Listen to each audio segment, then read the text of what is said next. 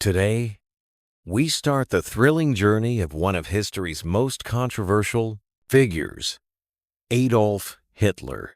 Love him or hate him, his story is filled with dreams, failures, ambition, and power. From a small boy with big dreams to a man who changed the world forever, welcome to English Avenue, where English becomes exciting. Figures. Adolf Hitler. Grab your headphones, sit back, and let's dive into this incredible tale. This is the story of Adolf Hitler like you've never heard before. It all started on April 20th, 1889. Grab your headphones, sit back, and let's dive into this incredible tale that will improve your English and keep you hooked till the end. They named him Adolf. A baby boy was born to Alois and Clara Hitler. No one knew this little boy would grow up to shake the world. He loved playing outside, drawing pictures, and imagining a big future. But life wasn't perfect. His father, Alois, was very strict. Alois wanted Adolf to study hard and get a government job just like him. But Adolf had a different dream. "I want to be an artist," he would tell his mother. Clara, his mother, loved him deeply and supported his dream. But she couldn't change Alois's mind. Adolf's childhood was full of fights with his father. His father would shout, "Art is not a real job." And Adolf would stay quiet, hiding his tears. When he was 13 years old, his father died suddenly. Some people thought Adolf would feel free, but losing his father left a hole in his heart. Adolf started skipping school. He was once a good student, but now he didn't care. Teachers would say, "Adolf is smart, but he is lazy." Adolf started skipping school, but losing his father left a hole in his heart. All he wanted to do was draw. Move to Vienna, the capital of Austria. Vienna is the city of art. "I will become a famous painter here," he thought. He applied to the Academy of Fine Arts, a big art school, but when the results came, his heart broke. He didn't get in. The school told him, "Your work is not good enough." Adolf felt humiliated. "I'll try again," he said. But the next year, the school rejected him again. He was devastated. Without school or a job, Adolf's life became hard. He lived in tiny, dirty rooms and sometimes slept on the streets. He painted postcards and sold them to tourists for a little money. Why is life so unfair, he often thought. During this time, Adolf's mother passed away. He was alone and angry. He started to blame other people for his failures. "It's not my fault," he would say. In 1914, everything changed. World War I started, and Adolf saw a chance to make his life meaningful. He joined the German army. He loved being a soldier. "Finally, I am part of something big," he thought. Adolf was brave in the war. He carried messages across dangerous battlefields and received 2 medals for his courage. But in 1918, Germany lost the war. Adolf was furious. "Our leaders betrayed us," he shouted. He felt Germany needed someone strong to bring it back to power. After the war, Adolf returned to Germany. The country was in chaos. People were poor and hungry. Many were angry about the war's end. Adolf saw this as his opportunity. He joined a small political group called the German Workers' Party. Adolf was a powerful speaker. When he spoke, people listened. His words were full of anger, passion, and promises. Germany will rise again, he would say. Slowly, more and more people started following him.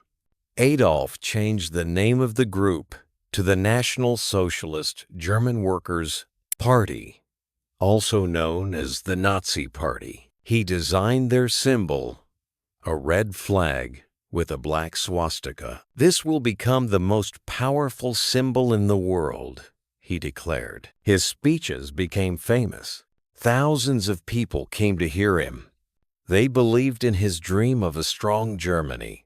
But Adolf's ideas were dangerous. He blamed certain groups of people for Germany's problems and wanted to make Germany only for Germans. After World War I, Germany was in big trouble. People had new jobs, food was expensive, and many families were hungry. The country had to pay a lot of money to other nations because they lost the war. Germans were angry and sad. Adolf Hitler saw this pain. He told the people, "It's not your fault. I know who is to blame." His words gave people hope, but they also made them angry at others. Slowly, Adolf became a popular name. Adolf worked hard to grow his party. He held big meetings and gave loud, emotional speeches. "Germany can be great again," he shouted. People clapped and cheered. They believed in his dream. In 1923, Adolf tried to take control of the German government by force. This was called the Beer Hall Putsch, but it failed. Adolf was arrested and sent to jail for 9 months. While in jail, Adolf wrote a book called Mein Kampf, which means my struggle. In this book, he wrote about his ideas. He said Germany needed to become powerful and that certain groups of people were the enemy. The book became popular and many Germans started to believe in his ideas. After getting out of jail, Adolf worked even harder. The Nazi Party became stronger. By 1933, Adolf Hitler was chosen as the Chancellor of Germany, the country's top leader. This was the start of a new chapter. Adolf promised jobs, a strong military, and a bright future. The people trusted him, but they didn't know what he was planning next. As Chancellor, Adolf made many changes. He built roads, factories, and schools. More people got jobs, and Germany started to look strong again. The people were happy. They said Hitler is a hero. But behind this success, Adolf had dangerous plans. He controlled newspapers, radios, and schools. People were told, "You can only believe in Adolf Hitler." Those who didn't agree with him were punished or sent to prison. Adolf created a strong army called the SS and a group of young boys called the Hitler Youth. They trained to fight and spread Nazi ideas. Everywhere in Germany, people saw the swastika flag. It became the symbol of Adolf's power. Adolf's speeches became even more powerful. He would say, "Germany is the best. We will rule the world." Crowds cheered and shouted, "Heil Hitler!" In 1939, Adolf made his boldest move. He ordered his army to invade Poland. This act started World War II. Adolf's dream was to take over all of Europe and make Germany the most powerful country in the world. At first, Adolf's army won many battles. They were strong and well-trained. But as the war went on, things started to go wrong. Adolf had made too many enemies. While the war was happening, Adolf was doing something terrible. He wanted to remove all Jewish people and others he thought didn't belong in his vision of Germany. This was called the Holocaust, one of the darkest chapters in human history. Millions of innocent people were killed in camps. By 1944, Germany started losing the war. This was called the Holocaust, one of the darkest chapters in human history. He ordered his army to invade Poland. Bombs fell on German cities, and the people who once called Adolf a hero began to lose hope. Adolf became paranoid.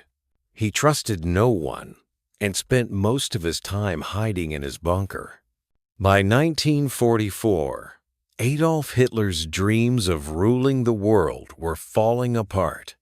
His army, which once seemed unstoppable, was now losing battles everywhere. The Soviet Union, one of his biggest enemies, pushed the German army back from the east. At the same time, American and British soldiers attacked from the west. By 1944, Adolf Hitler's dreams of ruling the world were falling apart, pushed the German army back from the east. The Soviet Union, one of his biggest enemies, but Adolf didn't give up. He sat in his bunker, giving orders to his generals. At the same time, American and British soldiers attacked from the west. At the same time, American and British soldiers attacked from the west. But Adolf didn't give up. He sat in his bunker, giving orders to his generals. Inside, Adolf spent his time planning, though there was little hope left. He was not alone. His most loyal followers were with him, including his girlfriend, Eva Braun. Eva had been by his side for many years.